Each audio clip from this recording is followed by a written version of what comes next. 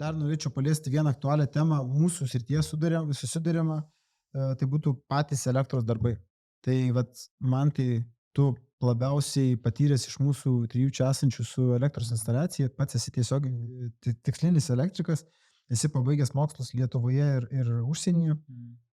Papasakok, kas apskritai tai yra pirmo etapo elektros instaliacija, kas tai per daiktas, kaip tai atliekama, su kuo atliekama. Tai manau visų pirma pradžia tai turėtų būti su klientu. Išsiaiškinimas, ko jisai nori, ko jisai tikisi, ką planuoja, nes tai yra labai svarbu atlikti kokybiškai darbą, žinoti, kokį kabelį reikės atvesti, ką jis ten naudos ir tai yra pati pradžia, galbūt net ir sunkesnė pradžia su klientu susižinoti, nes dažniausiai tiek neplanuoja į priekį, tiek negalvoja, kad čia man reikia žinoti, ar čia bus tas ar anas. Ar teisingas yra toks, ta prasme, efektas, kad žmogus samdydamas specialistą ar negalvoja, kad pasikviečiau, jisai žinos viską, ką čia man reikia padaryti. Jis man viską sudėlios, kur stovės šaldiklis, kur tai čia, tai manau, kad tai yra iš dalies ir mano darbas, susižinoti, ką jis planuoja, ką jis šiaip daugmaž apie jo gyvenimo būdą turiu sužinoti, ką jis darys, psichologų pabūti. Tai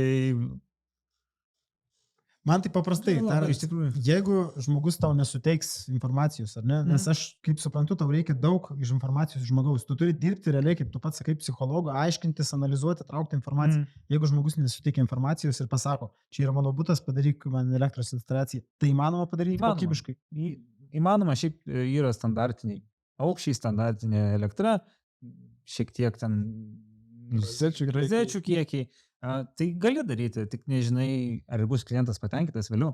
Gal po metų sakys, man trūksta ten. Tai šiaip visą laiką stengiasi pasišnekėti.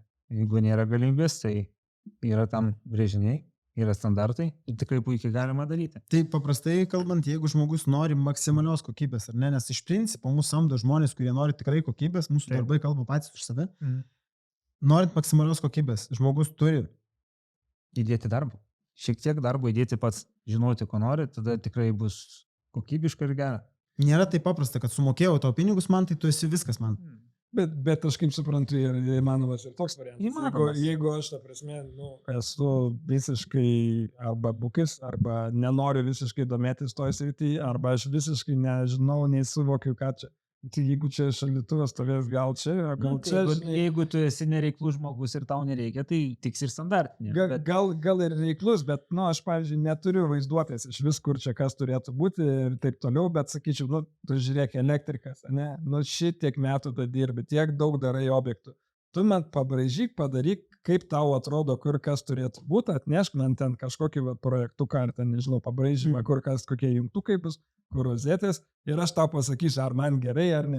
Tai dažniausiai atveju einame kartu su klientu per namus arba per brėžinius ir šnekamės ir žiūrim. Ir tai padarė patirtis. Tik patirtis.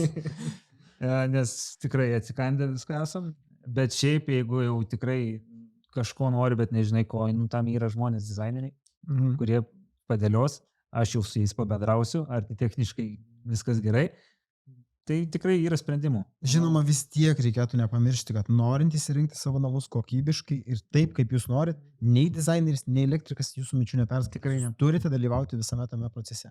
Visiems bus geriau, visiems lengviau ir ne tik tai, visi ateinantys darbuotojai, jie irgi turi dalyvauti tame, nes vienas elektrikas gerai nepadarys, nes tai tam yra seka darbų, kad viskas būtų atlikta kokybiškai. Tai prie sekos aš galvoju dar parbėgsim, tada man papasakok man tai, kas apskritai, kad žmonės suprastų, pirmas etapas, kas tai yra apskritai, kas į tą pirmą etapą įeina, aš turiu, pavyzdžiui, sklypą, ar ne, kas man įeina tam pirmame etape, tarkim, arba nuo ko tu pradėsi man tą elektrą vedžioti.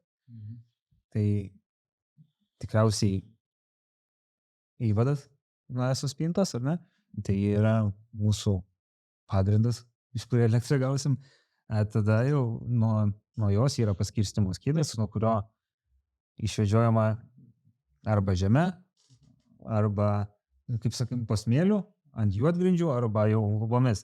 Tai čia irgi jau individualus reikalas, kaip ten bus vedžiojama. Tai kitaip tariant, yra grubiai, paimkim paprastuoju būdu 3 standartiniai vedžiojimų tipai, ir ne, tai grindimis, po smėliu vadinkim, arba ten juodgrindėmis.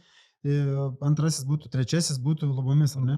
Bet kiekvienas iš tų variantų yra iš principo įvertinamas kiekvieno objekto apžiūros metu, ar ne? Ir sutariama su Galima žmogumi, kombinuotai daryti, galima kažkur pataupyti kabelių, metražų, galima. Tai čia labai individualu iš tikrųjų. Tai vat, kai tu pabrėži, kad tai yra individualu, aš norėčiau pabrėžti ir galbūt net vat, kartu su jumis padiskutuoti. Todėl, jeigu kiekvienas objektas yra individualus, ar ne, kodėl dauguma masto, kad taško kaina, pavadinkim tą tokį išsireiškimą, kuris vyrauja, kad turi būti tokia. Vat, pavyzdžiui, ateina ir sako, man tas elektrikas taško kainą padaro už tiek. Realiai, nei mes, nei jisai nematėm objekto, jisai jau pasako kainą, už kiek jis darys tašką.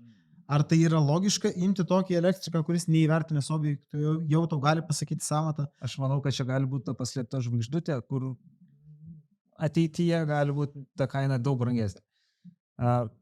Mes, manau, skaičiuojame ir žiūrime individualiai, nes tai yra labai svarbu.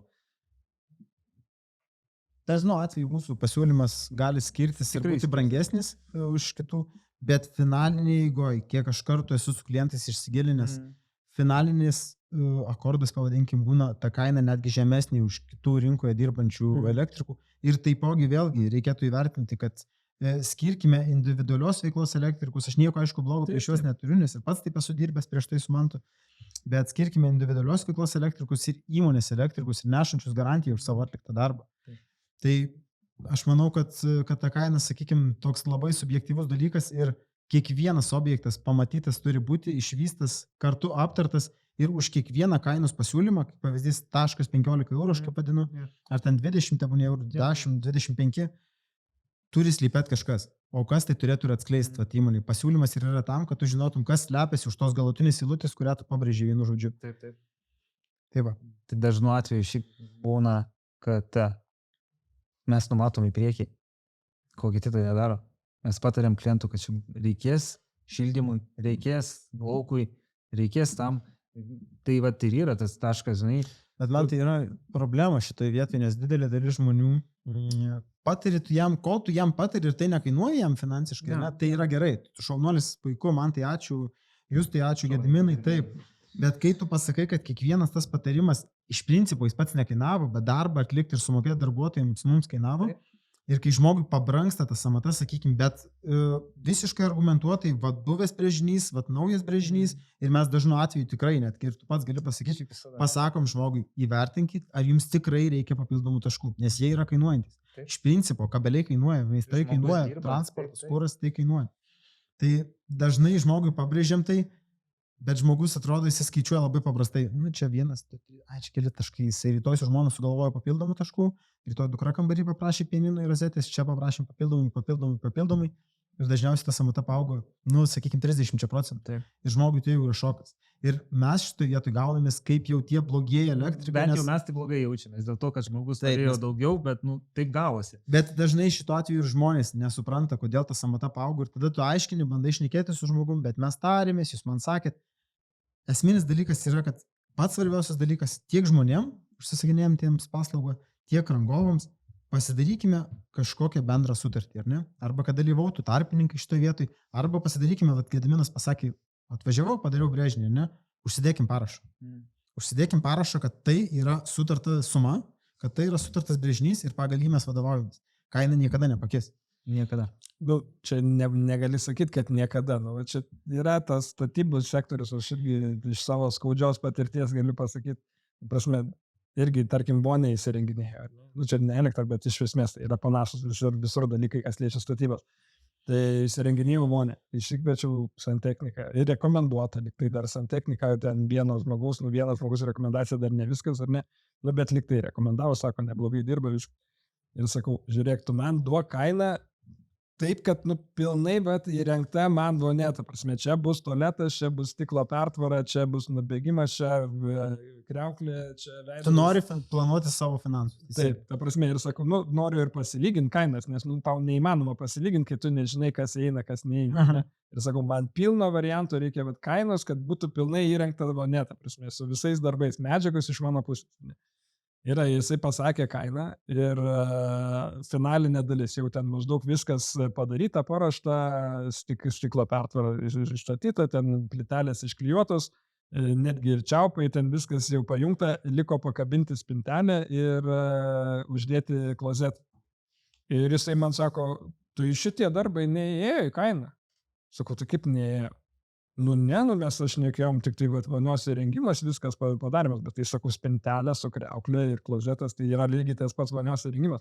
Ne, bet šitie darbai neėjo į kainą. Ir sunku, ta prasme, ginčytis, kai, ta prasme, neturi nei sutarties, nei kažkokio tai apsidėliojimo, apsitarimo, kas įeina, kas neįeina. Netgi gali būti galbūt ir brėžinį pasibraižęs, kad čia bus tas, anas, bet to teksto kažkiek vis tiek reikia irgi. Tai faktas, kad sutartis, kaip paprastai sakant, liežuvio prie popieriaus nepridėsi, geriau apsirašykime tuštinį. Galų gale, jeigu nesutartis, bent jau elektroniniai paštai, nesusirašinėjim. Taip, aš savo šitas problemą taip ir sprendžiau, nes suradau susirašinėjimą su juo, kuriame buvo parašyta mano, kad įeina viskas ir jisai parašė, kad įeina viskas. Ir, tokia atveju... Viskas yra skirtingas supratimas. Ne, bet tai paprastai kalbant, tai faktas. Turi būti, aš kaip sakau visada, nešneku telefonų dalykų, apie kuriuos negalėsiu užgarantuoti. Aš visą laiką prašau klientų, rašykit man paštu. Paštas yra mano kasdieninė darbo veikla. Rašykim viską paštu, mes visada galėsim atsekti pokalbius, visada galėsim matyti. Esant poreikiu, aš persiųsiu visą pokalbį Mantui, persiųsiu visą pokalbį Gediminui, jūs taipogi galėsite test komunikaciją perskaityti, o ne net pasakoti iš mano lūpų. Sugedusio telefonu. Tai man tai pirmasis etapas. Išvedžiojom elektrą, padarėm viską. Ar į pirmąjį etapą, nes dažnai žmonės irgi klaidina, įeina paskirstymo skydės, mūro dėžutės, neįeina, nes dažnai sako du elektrikai, aš taip esu, pavadinkim, varžėsis galbūt, susitinku su kitu elektriku ir jis man sako, aš tašką darau už 15. Sakau, šaunuolis, aš 18 pavyzdys. Ir jisai sako, aš pigiau. Ir jis taip negražiai išsireiškia, paima tą klientą. Klientas pasirenka kaip rangovą pigesnį elektriką. Elektrikas atlikęs darbą išvažiuoja ir aš atvažiuoju pas tą statytoją, mes gerai sutarėm ir aš matau, kad nėra sumontuotų potinkinio mūro dėžučių, nėra sumontuotas skydas, paskirstimo surinktas, arba skydas gal ir buvo, ten buvo keli automatukai tik įdėti. Ir aš sakau, čia viskas? Sako, taip. Sakau, tu sumokėjai 15 eurų už šitą darbą, už tai, kas dabar čia padaryta, sako, taip. Sakau, tu turbūt juokauji. Nenoriu minėti statytojo vardą, bet sakau, tu turbūt juokauji. Tai aš nežinau, vėlgi reikėtų, kaip ir sakau, tas pats popierius, sutartis, ar ne, išsiaiškinti, kas iš tikrųjų įeina į tą kainą. Nes dažnu atveju, ypač fiziniai asmenys, statytojai, jie turi vis tiek žodį, jie dažniau samdo elektrikus, jie turi jau savo užtikrintus elektrikus. Ne pirmą dieną dirba jau. Ir jie žino, kaip su tuo dilinti. Bet ypač fiziniai asmenys, kurie, pavyzdžiui, žiūrit, klausot apie elektros instaliaciją, pasirinkit rangovus tokius, kad išsiaiškintumėte iki galo, kas bus atlikta, kas bus padaryta ir svarbiausia, kas į tą kainą įeina, kad nebūtų taip, jog... Gražiau skylė į lauką, 5 eurai. Taip, čia 5, labai gerai pasakyti, nes ir tokių bairių teko išgirsti iš klientų. Kur 15 taškų, tiek pinigėlių, gerai, paaiškėja, kad tašką pravesti reikėjo pro čia papildomai, čia tašką reikėjo pravesti, čia nukabinau spintelę, čia išnešiau gipsus, visą tai kainuoja. Ir faktiškai taip kainos ir yra išauginamos namų statyboje. Nėra taip, kad namų statybos kaina išaugo automatiškai. Jinai išaugo dėl to, nes mes arba patys per mažai darbo įdedam, arba iš principo neišsidomim, neįsigilinam pilnai pasiūlymą, išgirdom, patikėjom žmogum, prieimim. Reikia gilintis, aiškintis ir domėtis. Įdėti darbą šiek tiek. Tai šiuo atveju, man tai kaip tu su montuotojais darai pirmąjį etapą, tai... Realiai pas mus pirmas etapas būna atliktas taip, kad grįžtume tik tai surinkinėti mechanizmų, šviestuvus kabinti. Pas mus nėra to vidurinio etapo, kaip pas daugelį. Mes išvedžiojame laidus, sumontuojame potinkinės dėžutės prieš tinkavimą, surinkame skydus, paliekame darbo rozetės, kad visi galėtų dirbti ir jeigu reikia, laikiną apšvietimą. Laikiną apšvietimą paliekam. Tai nebūna to pas mus antrojo etapo, kuris nebūtinas. Tai išvengdami antrojo etapo paliekam sienas švarias, nereikia daužyti tinko, gręžti, paskui viską užtepinėti, kas mes nesame. Nereikia papildomai tarp apdailininkų įsiterpti, ieškoti elektriko žmogui, kad dabar išgręžk, nes jau dažys sienas, gruntų, aš pakliuos ir taip toliau. Viską padarom pirmu atvažiavimu ir surenkam iki to etapo, kai mes jau susitinkam po dažytojų arba tarpe dažytojų vis tiek laidus išsimetyti tam tikras vietas, pašviestuvus pasitikslinti ir taip toliau. Dažnu atveju net nereikia, bet jeigu reikia, tikrai atvažiuojam, pasitikrinam, pasižiūrim, ar viskas tvarkoje. Ir antras etapas, sakau, jisai pas mus nereikalingas lieka, išvengiam pykčių su apdailininkais, kas jiem nepatinka, jeigu mes užtipinėjom, daugelis elektrikų nemoka užtipinėti. Reikia stengtis dirbti taip, kad Taip. po mūsų atėjusiems žmonėms būtų lengva, o kad jie paliktų po jų ateinančiam žmonėms dar Taip, lengvesnį taip. darbą. Čia yra šiaip svarbu statybų sektoriuje, linkėčiau visiems bendradarbiauti, žiūrėti ne tik savęs, bet ir kito, nes kol kas labai retas atvejis, kada atsižvelgia į kito darbą. Čia yra didžiulė bėda Lietuvoje, kadangi jau dirbau užsienį, tai mačiau, kad galima labai kokybiškai, draugiškai Ir sklandžiai. labai sklandžiai atlikti darbus. Dažnu atveju šitaip dirbant net sutaupysime ir laiko, ir kaštų savo įmonėje, nes galbūt tas pats apdailininkas kažkurį vietą iškart patrauks, matydamas klaidą, o neignoruos ir pasijuoks iš to. Galbūt kažkoks plytelių meistras atėjęs patvarkys ant techniko darbas, ant technikas, apdailininko ir taip toliau. Arba matai jau iš karto, kad čia bus problema, informuoji ir tikrai visi džiaugiasi dėl to. Tai tik tai linkėčiau visiems bendradarbiauti. Gerai, man tai kitas klausimas esminis yra turbūt dėl pasirinkimo. Tu renkėsi meistrą pirmam etapui, ar ne? Man asmeniškai lengva išsirinkti ir suprasti, kodėl ir kaip išsirinkti pirmam etapui meistrą, ne? Bet tu paaiškink, kokie esminiai kriterijai, į ką žmogus, aš esu žmogus, aš noriu išsirinkti meistrą, įsivaizduokim, ar ne? Ir ką aš turiu atkreipti dėmesį, kad aš suprasčiau, kad šita komanda, Elsun komanda atvažiavus man atliks darbą kokybiškai. Arba su kuo man palyginti ir į ką atkreipti dėmesį. Tai visų pirma, reiktų paprašyti rekomendacijų, pasižiūrėti nuotraukas. Visą laiką galim pateikti pavyzdžių, galim nusivežti į atliktus objektus, pasišnekėti su buvusiais klientais. Ir manau, kad Iš principo pats laidų vežiojimas, pati estetika, kaip tavo manimų sudaro medžiagų naudojimas, įranga, kiek tai turi, ne estetikai galbūt net, tai pačiai estetikai galima paliesti, bet pačiai būtent kokybei, kardinaliai kokybei, elektros instaliacijos, kuri liks po sienoms. Estetinis vedžiojimas, ta prasme, kas turi būti pagrindinis faktorius žmogui rinktis mūsų, arba kitus, tarkim, tikrai kokybiškus rangovus. Manau, kad reikalingos elektros žinios, geros žinios, kaip praskirti laidus, kokius laidus atvesti, ką naudoti, numatyti į priekį, kad nekiltų jokių problemų ir toksnai yra sauga, čia yra elektra, reikia žinoti visus reikalavimus. Na ir manau, kad nesvarbu, kad dengsis po gipsu ar kažkur, estetika turi išlikti.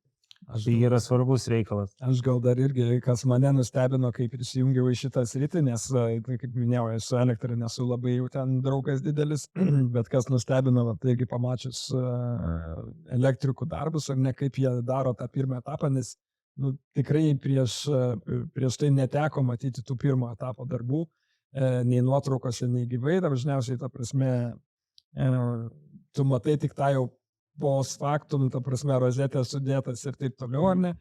Tai mane nustebino tas, kad iš tikrųjų kiek yra svarbu irgi tinkamai išvedžioti tinkamose vietose tuos visus laidus, nes po to tau gyvenime tai gali labai skaudžiai turėti skaudžios įtakos, ar ne? Ir jeigu tu vedi vienu kanalu visus kabelius iš vienos vietos išįvada, tarkim, į kažkurią tai ten pusę, ir kur kampais nueina palei sieną arba tam tikrose aukščiose lubose, tu žinai, kad ateityje tu gręždamas kažkur skylę, norėdamas pagaminti paveikslą ar ten dar kažką tai spintelę pritvirtinti, tu žinai, kad tikrai ten nebus kabelio. Ne? Bet vėlgi, aišku, nėra taip, kad visa estetika įeina tik su tai, kad tu gręši sieną. Gręši 1, 2, 5 kartus. Bet gal vieną kartą pataisi. Bet aš sakau taip, jeigu paprastai, ar ne, mane visą laiką tėvai taip mokindavo vaikystėje. Jeigu tu savo darbą darai mylėdamas, automatiškai tu jį darai kokybiškai.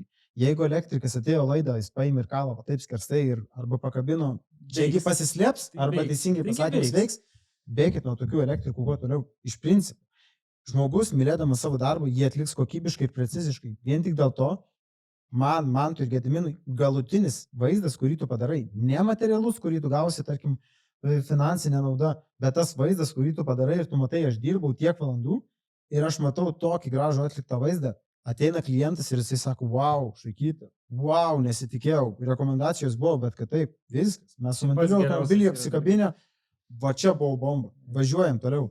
Va tas, kad tu investuoji nuolatos, gautus pinigus investuoji, kad sekantis objektas būtų dar geresnis. Ir ta estetika, kurią tu įdedi, man yra pasakę, bet ir man tai tau tikrai yra pasakę, koks skirtumas tai užsidengs. Nu, Mane žaidžia. jo, ta prasme, patalinę tu gali lovą irgi pataisyti, bet ne paprašau kontrolos, kam? Kam kloti šis lova? Taip, nu, viskas turi būti daroma nepriegaištingai, kai tu darysi tai su meile darbui, tu jį padarysi kokybiškai, nori, nenori. Klientas, matydamas tą kokybę, jisai supras, kad, nu, vyrai dirba tikrai, klaidų neišvengia niekas. Mes jų irgi padarom, bet kokybiškai atliktas darbas ir yra estetinis darbas tuo pačiu. Tai net ir pagal estetiką aš manau, kad galima vertinti kokybiškai atliktą darbą. Tai pirmas etapas, kaip daugiau mažiau ir aiškus žmonėm, gana paprasta išsirinkti, bet reikia tuo pačiu įdėti noro, pastangų, reikia prašyti pavyzdžių, nebijoti šnekėti su elektrikais, parodykit, kaip jūs dirbat, paaiškinkit, pasišnekėti dėl kainos ir kas į tai įeina. Su antru etapu man tai papasako, kaip tu manai, mano manimu ten yra sunkiau užsirinkti tinkamą elektriką, nes tikrai sunkiau. Tai va, papasakok iš savo pusės, kodėl tu taip manai, kas yra matoma, kas nematoma antrame etape, ką reikia atlikti tinkamai, kas yra kokybės standartas ir taip toliau. Jau yra nudažytos sienos, dažniausiai grindys sudėtos, jau lieka tik mechanizmai, šviestuvai, apdailos, pabaigimas prieš įsikraustant. Dažniausiai žmonės jau būna pavargę nuo statybų, tai yra tikrai labai dažnas atvejis. Ir būna pikti tikriausiai. Pikti dažniausiai būna, nes jau pavargę, bet šiam etapui tai rekomenduočiau pasirinkti labai kruopščius. Nes čia yra paskutinis. Kruopščius turiu omeny tiek estetinė išvaizda, tiek įrangos švara, tvarka. Švara, tvarka, nes dažnu atveju gali ir sienas reikėti perdaryti, dažnu atveju net ir grindis pasikeisti. Tai mes šiuo atžvilgiu labai atidžiai žiūrime, net nespėjus įeiti į patalpas, klojamės grindis, apsidenginėjom, kad nebūtų jokių nesklandumų, kad žmonės liktų patenkinti, švaru, gražu ir nereiktų raudonuoti, kad kažkas su purvinais įstatymų batais praėjo. Taipogi, kaip ir sakai, galima ir pateikti nuotraukas, parodyti, kaip buvo užklota patalpa, kaip buvo apsaugoti daiktai, jūsų turtas ir visa kita, ar ne?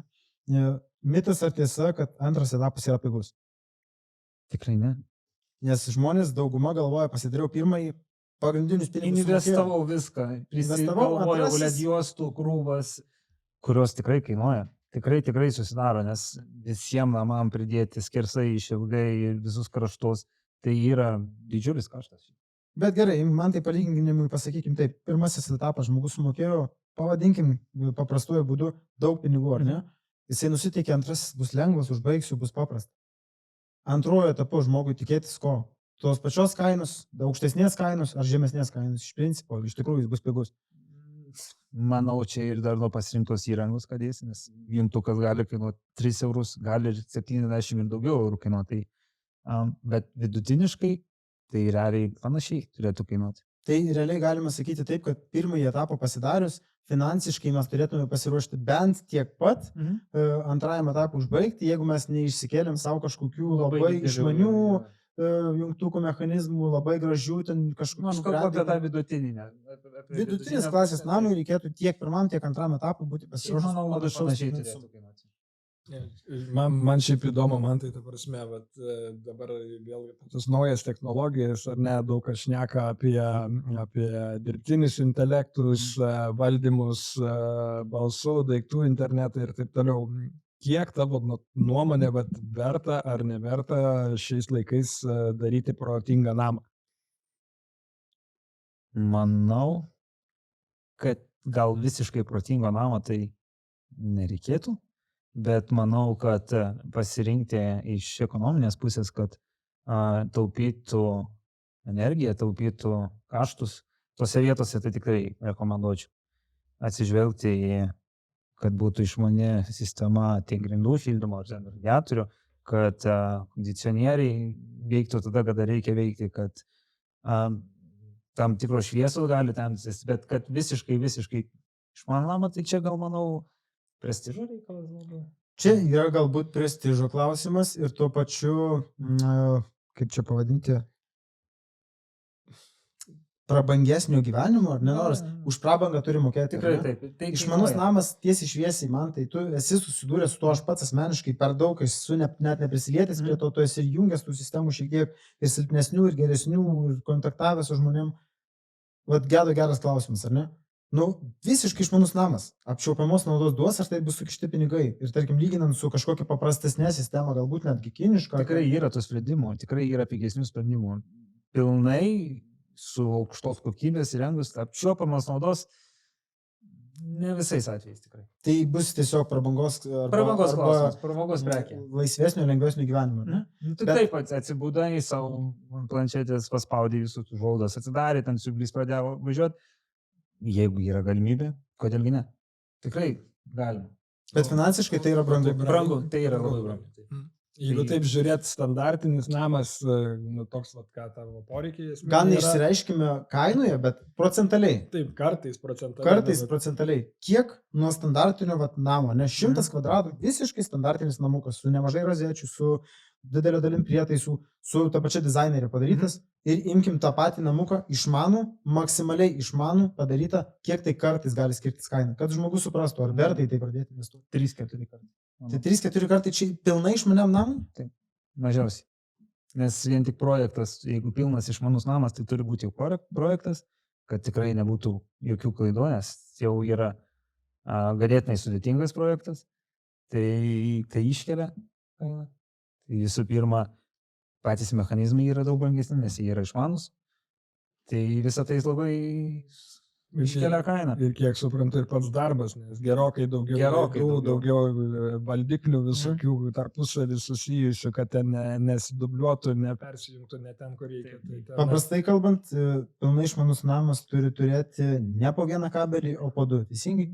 Tam tikrose sistemose taip. Tam tikrose, ar ne? Tada išmanus namas turi turėti tam tikrus mechanizmus ir iš principo paėmus, jeigu sumas pabrėžti, ar ne, tarkim, paprastas namukas, imkim X namukas kainuoja 10 000, tai galim sakyti, kad išmani to namo sistema kainuos apie 30-40, o gal net ir daugiau. Net ir daugiau. Tai čia priklauso nuo namo dydžio ir kokią kokybę. Ir norų, ir ar, sakykim, viskas bus išmanu, ar ne visiškai viskas bus išmanu. Taip. Gerai, jeigu dar taip kalbant iš praktinės pusės apie kainas ir kokybę, ar ne, ką tu rekomenduotum vis tik tai dėtis, naudotis ir kokie yra skirtumai, tarkim, tarp pigių mechanizmų ir brangių mechanizmų, tarkim, tos pačios rozetės, jungtukai perjungiai, panašiai. Faktas kokybė. Jau renkat, jaučiasi, kad kuris pigesnis produktas, kuris geresnis, nes vien tik jo kontaktai, jungiant jungiklį, kaip pavyzdys, jaučiasi, kad yra tvirtas, standus ir laikys ne 1, ne 2 metus ir kitas jaučiasi, kad jau pradžioje, kad jisai neveikia taip, kaip turėtų veikti. Visi kontaktai yra varžiniai kontaktai, yra užspaudžiami kontaktai, tai visą tai susideda į kokybę. Bet čia, ta prasme, man pačiam, ne, vartotojui, ta prasme, kaip aš pajausiu tą prasme, brangesnį mechanizmą. Nu gerai, jungiklį, tarkim, pajausiu, galbūt švelniau jisai jungsis, ar ten atšoks lengviau be garso, ar taip toliau. Kokie dar, ta prasme, yra dalykai, ką aš galiu pajausti, dėdamas brangesnį. Pirmus kelis metus nieko nepajausi. Bet po poros metų nuo dažno naudojimo dažniausiai jūs reikia pakeisti. Aišku, nepamirškime ir tai, kad pigus daiktas, jis ir dalinai atrodo pigiai, nes jo ir gamyba yra pigi.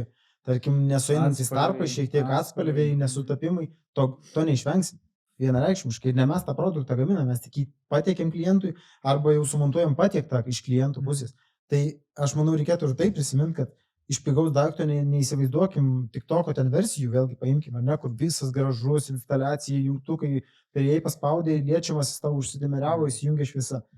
Norint, kad tai veiktų, reikia ir prietaisą dėti atitinkamai kainai. Jeigu įdėsim kinišką versiją to mechanizmo, nesitikėkim, kad jisai nuotoliniu būdu tau pirštą pajus, ar ne?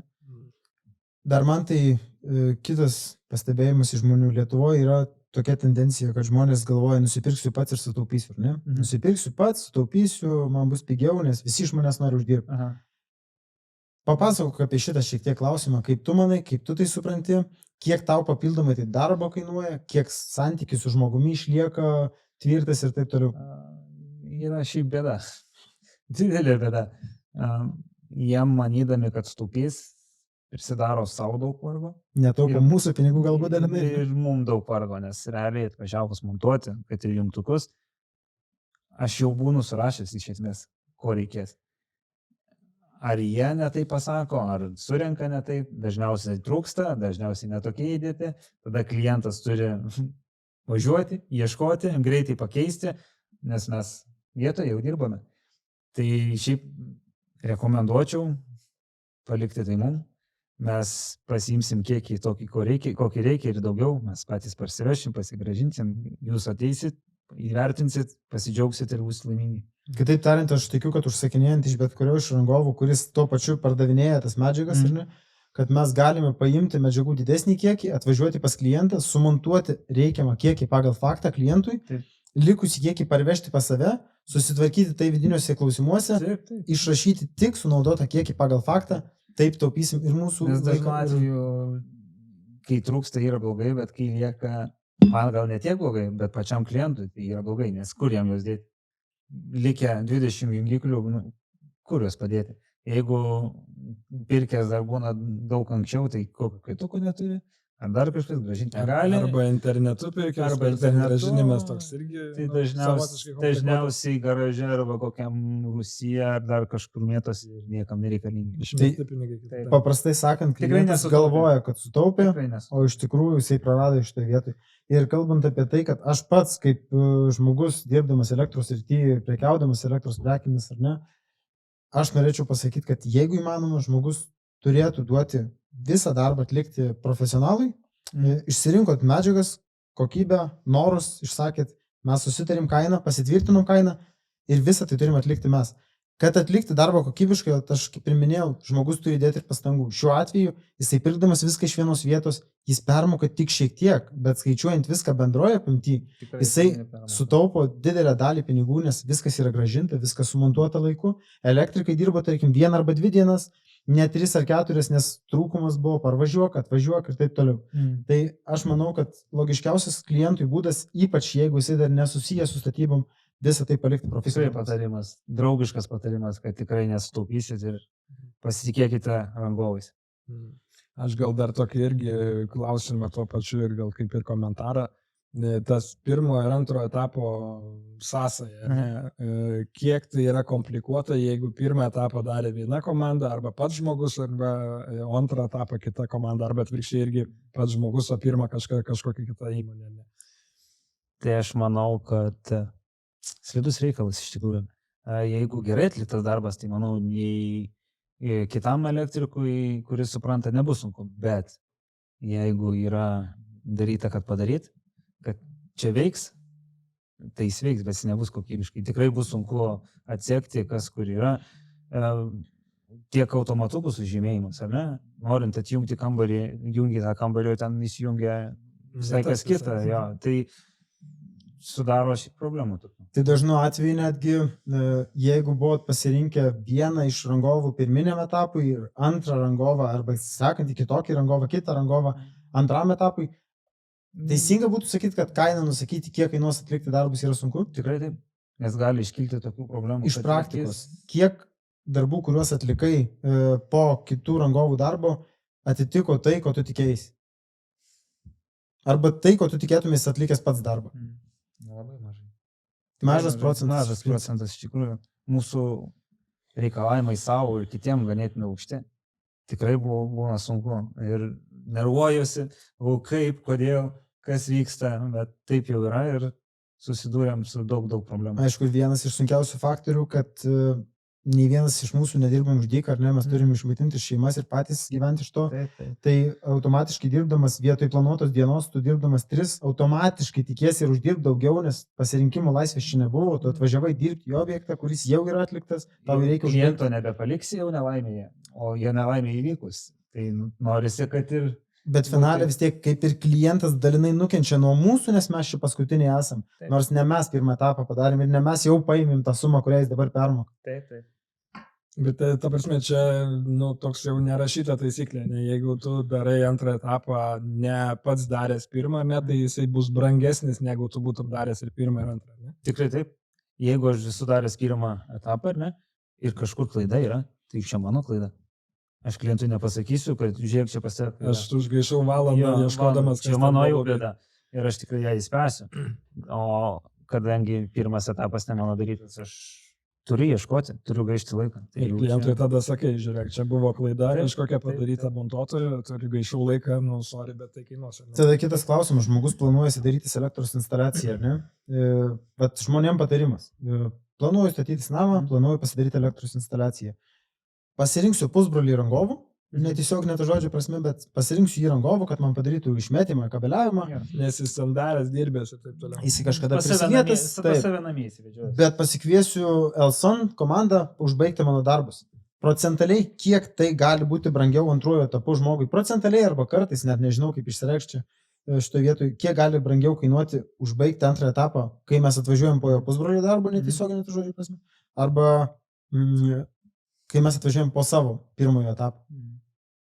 Procentaliai. Ir ar tu sugebėtum žmogui paskaičiuoti, kiek kainuos darbas? Tarkim, jo pusbrolis padarė jam elektros instaliaciją ir klientas nori finansiškai žinoti, kiek jam kainuos. Ar tu pasakysi, kiek Jeigu atvirai negaliu, nes tada turiu važiuoti į vietą, pirmą apsižiūrėti, tai yra didžiulis laiko. Ir vėlgi tai kaštas. Kaštas, didžiulis laiko kaštas, nes reikia praeiti po visus elektros mazgus, viską susitikrinti, susirašyti, patikrinti, ar veikia, tai yra didžiulis darbas. Tai kad įvertinti taip, negalėčiau. O kitaip tariant, dirbant mum atlikus pirmąjį etapą elektros instaliacijoje ir atvykus antrajam etapui, tu galėtum nuosekliai pasakyti, kiek kuris etapas, kiek kuri vieta tau kainuoja. Aš prieš atvažiuodamas tai galiu pasakyti. Vat, skirtumas yra esminis, renkantis rangovą reikėtų atsižvelgti į tai, kad stengiatės samdyti įmonę, kuri nuo pradžios iki darbo galės atlikti jūsų darbą. Stenkitės pasidomėti, ar nebus taip, kad elektrikai pasinaudos galimybę, tarkim, yra elektrikų tipų, kurie mėgsta pirmąjį etapą. Tik pirmą daro. Pasidarė pirmą, antram jie nebegrįž. Įsitikinkite, kad jie dirba abiejose etapuose. Įsitikinkite, kad rangovas užbaigė pilnai pradėtą darbą, nuo pradžios iki galo. Tik tokiu atveju jūs galėsite sutaupyti savo finansus ar savo pinigus sumokėtus ir maksimaliai už tai gauti kokybišką darbą. Kitu atveju visais, netgi sakyčiau visais atvejais, kai darys skirtingi rangovai, jums teks permokėti. Tai šiandien